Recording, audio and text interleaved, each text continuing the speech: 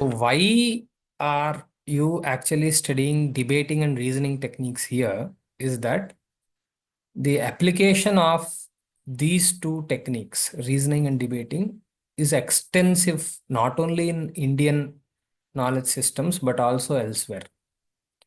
So everywhere, reasoning and debating techniques are having a very respectable stature.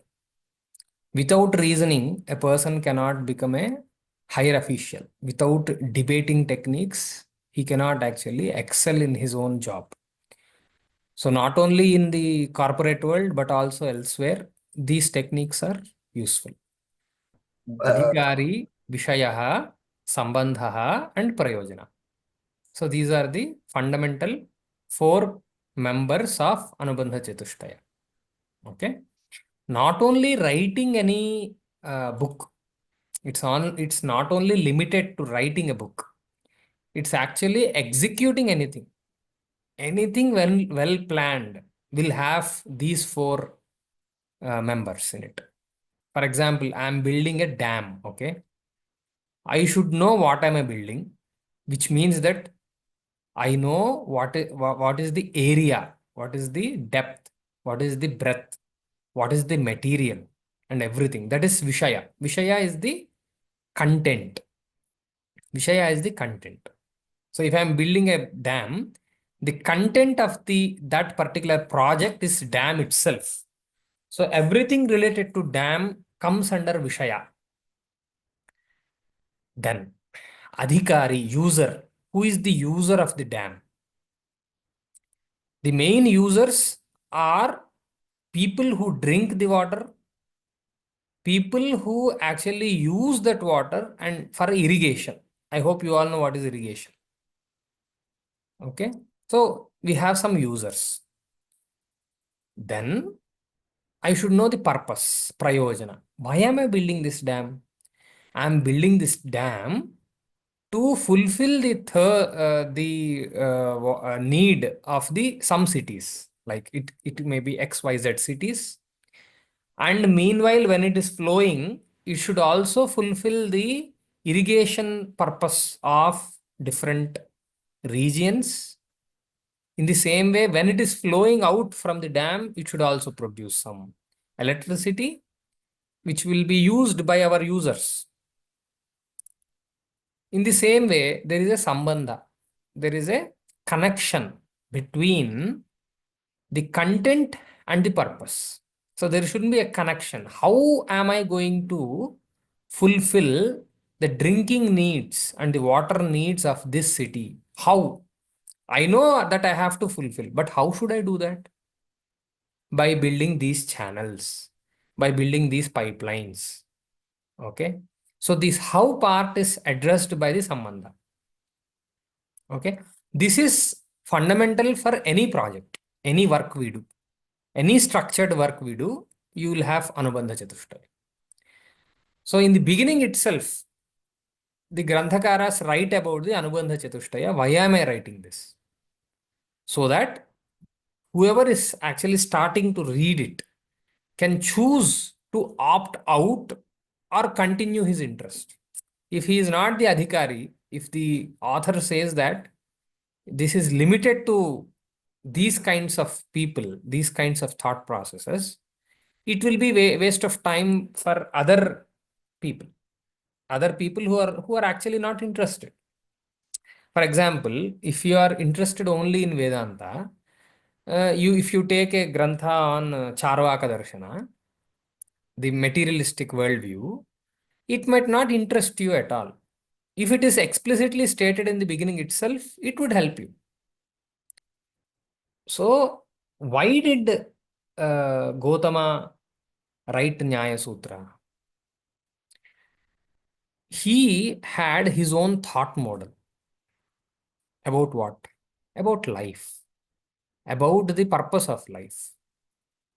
So, when we are born as human beings, we actually understand that we are not like all other creatures. There is slight difference between humans and non-human. So whoever is not a human, if we observe those creatures, their experience is limited. Experience is anubhuti in Sanskritam. Whatever we experience, whatever we know. So the knowledge, what all those creatures like birds, animals, trees, stones, and every other creation which is created, hmm, all those are limited. We also are limited, but there is a scope to become unlimited. All those other things are controlled. All those other creatures are manipulated many a times. We are also manipulated. We are manipulated by the industrial psychology. We are manipulated by the advertisements. We are manipulated by our parents. We are manipulated by our governments. We are manipulated by the MNCs. It is there. But there is always a scope that we are not manipulated. We manifest ourselves to be unlimited. Some of us become those manipulators also. So, one who is becoming the manipulator, he will not be a manipulated entity. He will not be the subject to manipulation. So, this scope of unlimitedness is always observed in the mankind. So, revered rishis who observed or who experienced the ultimate reality because of their tapasya, tapas, tapaha, because of their enlightenment, anubhuti, because of their chitta shuddhi and other uh, intrinsic abilities, they have understood the structure of this entire creation. How is it created? Why is it created? How can one elevate himself or herself to be unlimited, to experience the unlimitedness? How will that happen? They have identified some ways. Okay. Those ways were also present in Apaurushaya streams like Vedas. We were talking about Apaurushaya and Paurushaya, I hope, in our last interaction also. So Vedas are apparently known as Apaurushayas. So where the Rishi and is not recognizing himself as the author of it, but he's saying that I have seen it. He's not saying that I am created it. I have observed it. Whatever I observe is not created by me. For example, I am observing all of you. I am observing your gestures. I cannot say that I have created your gestures, isn't it? In the same way, they have observed something. They have seen something. They have listened something. They have understood something. And whatever they have understood, they have captured it as it is. And that is called as Apaurushaya. But whatever they have observed is of higher frequency. It's not a colloquial vernacular interaction. I hope you understand what is vernacular interaction. Vyavaharika samparka. In Sanskritam, we say vyavahara. Our interaction is a vernacular interaction. Okay, we are trying to explain our emotions. We are trying to explain, interact, understand smaller things. That is vernacular thing. So there is something which is not vernacular, and that structure is beyond day-to-day interactions. It is not talking about how to make tea, coffee. It's not talking about how to achieve more marks in B.Tech, M.Tech. It's not talking about how to crack some examinations, but it's talking about something which is not perceived directly. It's talking about something which is perceived only because of some process. And it is talking about one particular process which is called yajna mainly, and also different kinds of upasanas to experience the unlimitedness. Okay. So the same rishis who actually observed and became drashta of a Veda can also write something, isn't it? While I am examining, observing you, I can also write a research article. Na? I can author something. So, in the same way, those rishis authored certain things. Those are their thought models, those are their darshanas.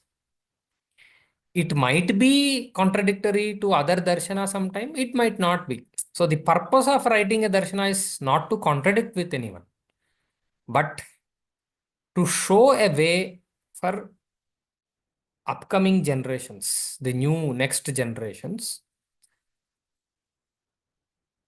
about about a way which is there to experience that unlimitedness. So they have started writing darshanas. And there are also other piece of knowledge, like you also have Vedangas, you also have Puranas. Puranas are also written. Itihasa is also written. Kavyas are also written. Stotras are also written. Bhashyas are also written. There are many, many, many, many different streams. So our purpose is not to know all those streams. If I start talking about them, it will become Bharatiya knowledge ecosystem. I don't want to clutter this course with that. But we have to be aware that there are different types of knowledges given by our rishis only because they liked us. They knew that we all are going to come. They wanted us to know what they were thinking. They were not restricting us, they were just guiding us. So many a times, whatever Shastra says, people take it as restriction, mostly the Dharma Shastra and other things. It's not about restriction, it's a manual. For example, you are buying a new laptop, you will get a manual. You can follow the manual, or you can try by your own way. You can understand that particular cell phone or laptop by yourself. You might not need that manual also. For example, I have recently taken one laptop. I didn't even touch the manual because I knew how to use that. Okay. So it's just like that. So it's not a restriction actually. It's a Gautama Maharshi is explaining about his thought mode. So in the first sutra itself, he is saying why he is writing this sutra. Okay. The purpose is to show a way towards Nishreyasa. Nishreyasa is another word for moksha. There are many other words like Kaivalya, Abhyudaya, Moksha, Apavarga. There are many, many words. And sometimes we mistake by Swarga also. Okay. And most of the darshanas don't talk about another place where you are going to attain moksha. Yes, Rishikesh. Varga is not equal to moksha, right? Yes, it's not equal. But we mistake sometimes. Okay. Swarga is a loka. I hope you all know what is a loka, no? Loka means what? World, a different world. World. So whenever we ask what is moksha or what is swarga, what is naraka, we should not use another word to it. We should try to explain it. Loka is not equal to world actually. So then I should ask, what is a world? Can we say it as realm, sir? Realm, place, yes. What is there any other explanation? If I can say that this is also a world, this dabba is also a world, because it is also a place. So you might not take this as a place or a world, isn't it? But an ant or a small organism inside this dabba can feel that this is a world, isn't it? So the explanation or the definition for the term loka is lokyate atra iti lokaha. Lokyate, which means I'm understanding something, experiencing something. So the realm or the place or the location where I am experiencing something is called loka. So according to the experience, the name of the loka is changing. It's not according to the location. You have to be very precise there. Nobody is saying that this is not Swarga. Nobody is Yes. saying that this cannot become Swarga. But this will become Swarga when your experience is changing. So, again, what is that experience? When we are in this samsara, whatever we all are in, there we have limited experiences of sukha, limited experiences of dukkha. And it is always a combination of both. Nobody can say that I am continuously in dukkha. Even though he is having a fracture, when he is admitted into the hospital, for a while he might feel sukha. Ah, Ammaya, now I am going to the hospital. I might be better hereafter. So that small fraction of second he will experience sukha, and again he might experience the pain, which is dukkha. So it is always a combination of sukha and dukkha. But when somebody is experiencing higher potency of sukha continuously, then that can become swarga. Higher potency of dukkha continuously will become naraka. And the enablers for this sukha and dukkha, according to them also, the same place can become Vaikuntha. The same place can become Kailasa. The same place can become Brahmaloka. Okay. So this is how we are going to understand a concept by defining it. This is the difference. We are not just telling a paryaya pada. Paryaya pada means another word. Giving another word is not the explanation. Trying to explain it, trying to define it is the actual knowledge. Okay. So we'll come back here. Now, Gautama wanted to tell about Nishreyasa and the path to attain Nishreyasa. So he started writing Gautama Sutra or the Nyaya Sutra. So for him, Tattva Jnana is very important because he is saying that Tattva Jnana Nishreyasa Adhigamaha. Because of Tattva Jnana, you will be attaining Nishreyasam, which means that you are not in the state of Nishreyasam right now. Excuse me. You are going to reach it. You are going to experience it. Why? Because of Tattva Jnana. Then, what is Tattva Jnana?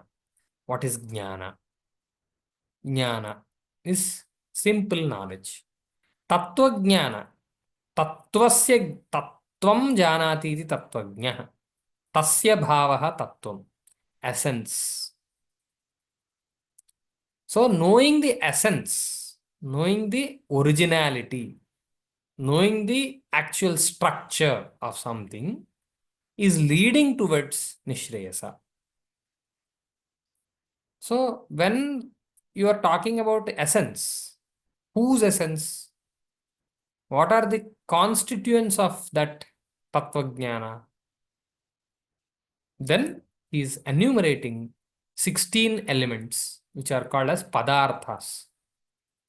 So he is saying that the entire world is filled with these 16 elements. There is no other entity which is not amongst these 16 elements. If you know the essence of these 16 elements, you will attain the Paramapurushartha, the moksha. And he is enumerating the first sutra. So this is his worldview. He is not talking about what is true and what is false. He is not bothered about what others are thinking. He is only trying to explain how he perceives the world. I hope you are understanding, no? Yeah. He is only talking about how he is perceiving the world and what is the way out into the unlimitedness. Okay. So this is the first sutra in which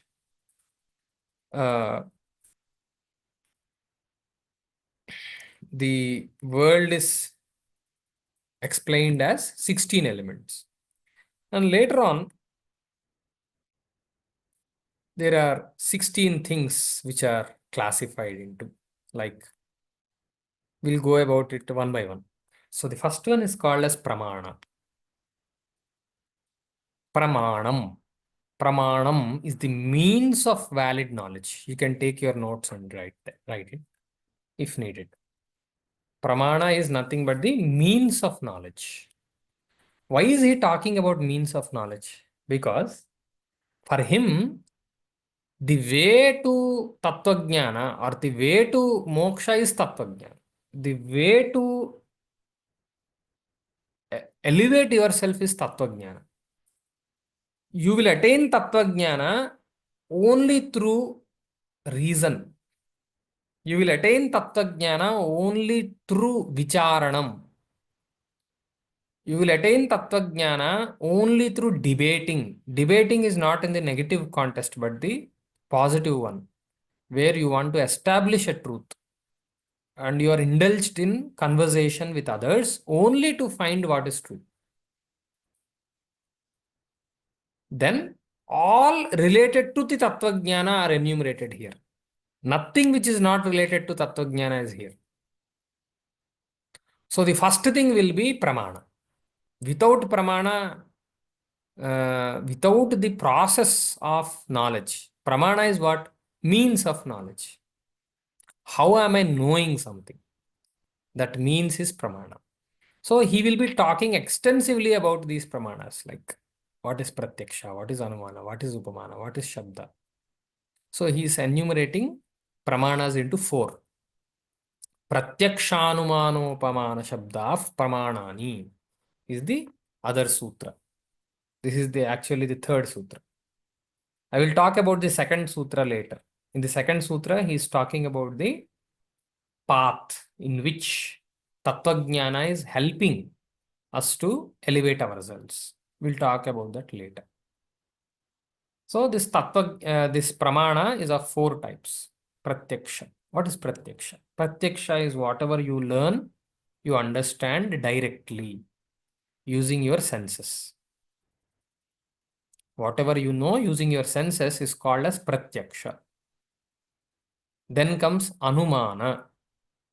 Anumana means whatever you know indirectly. For example, if I am observing my laptop, I see your heads bent and there is a movement of your pen. I only know that. By seeing that frame, I infer that you are writing something. How do I do that? I have observed in my previous experience that people who are bending their head and doing some action, means doing something with their hand, and when the pen is moving, it indirectly says that this person is writing. So these kinds of things we indirectly know. We see one of our friends' face and ask, what happened to you? He was not saying anything directly, but even though we ask, what happened to you? So there is some change in their face. There is some glani. If he was normal, he used to laugh, he used to see me, he used to ask something, but he's not doing that. Hence, there is something wrong. So this deduction, this is called as Anumana. Then comes Upamana. Upamana is knowing something because of similarity. For example, I only know what is a dog. Okay. I don't know what is a fox. Okay. My friend says that fox is something which is very similar to a dog. Fox is something which is very similar to a dog. Then I go to a forest and I see something which is not a dog, but similar to dog. I see that and say, this is fox. Here, nobody directly told me that that is a fox. There is not nobody to help me there. I was alone. I observed that it is different from a dog, but it is similar. And I also remembered what my friend told me. So because of knowing that similarity from my friend,